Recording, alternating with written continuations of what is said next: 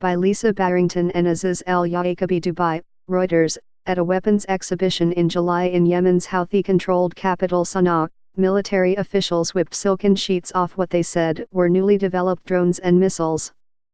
The theatrical gesture revealed the proud slogan "Made in Yemen" spray-painted onto the weapon's bodywork. The moment was a celebration of sorts for Yemen's Houthi fighters.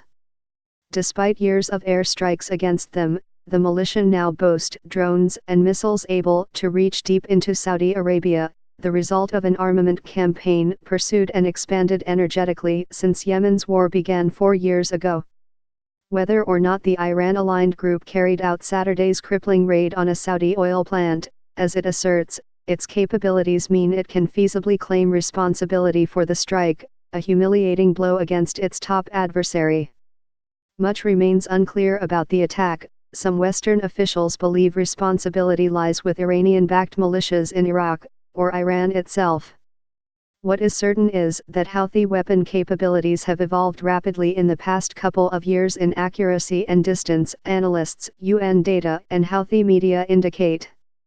Their growing abilities also exemplify the threat Iran's other regional allies, be they in Iraq, Syria, or Lebanon, pose to their foes and the global powers that seek to contain them. In one unverified Houthi video, a covered launch vehicle rises robotically out of the desert floor and fires off missiles thousands of feet into a clear blue sky, before retracting into its hiding place.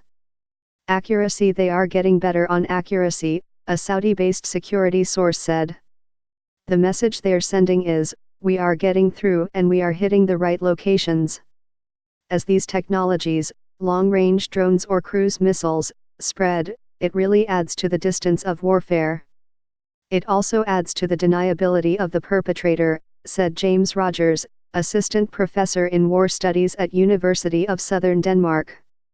The Houthis' growing military clout has checked Saudi ambitions in Yemen. Riyadh leads a coalition that intervened in 2015 to restore the government of President Abd Rabbu Mansur Hadi, which the Houthis ousted from power in the capital Sana'a in late 2014. The Houthis have built their arsenal using local manufacturing, foreign expertise, and parts smuggled in from Iran, their ally, and elsewhere. They also took over large swathes of Yemen's conventional military, including Scud missiles, when they seized the capital in late 2014. The Saudi-led coalition said in June the Houthis had fired 226 ballistic missiles and 710,606 projectiles during the war. This proliferation has taken place despite a years-long air and sea blockade on Houthi-controlled parts of Yemen and years of strikes the coalition say are against weapons depots, drone manufacturing locations and military communications hubs. The Houthis' reach has been getting longer. A new type of Houthi drone appeared in mid-2018 which the UN has said can fly up to 1,200 to 1,500 kilometers, 745 to 932 miles, putting Riyadh, Abu Dhabi and Dubai within range. A 2018 study of Houthis' military by Michael Knights of the Washington Institute for Near East Policy said the clearest example of direct Iranian help with advanced Houthi weaponry was the Burkan 2H medium-range ballistic missile. He said wreckage from 10 Burkan missiles suggested they were smuggled into Yemen in pieces and welded back together by a single engineering team, whose fingerprint non-factory welding technique was found on all the missiles. Iran denies arming the Houthis and says it played no part in Saturday's strike, which raised already simmering tensions in the region between Tehran and its Gulf and U.S. adversaries. Drones, missiles, rockets. President Hassan Rouhani said the attacks were carried out by Yemeni people in response to the Yemen war. The Houthis, who have this year also hit smaller oil targets and airports in southern Saudi, said they carried out the Aramco strikes with unmanned aerial vehicles. The UN says the Houthis' arsenal now also includes anti-ship cruise missiles, waterborne improvised explosive devices, ballistic and cruise missiles, and rockets.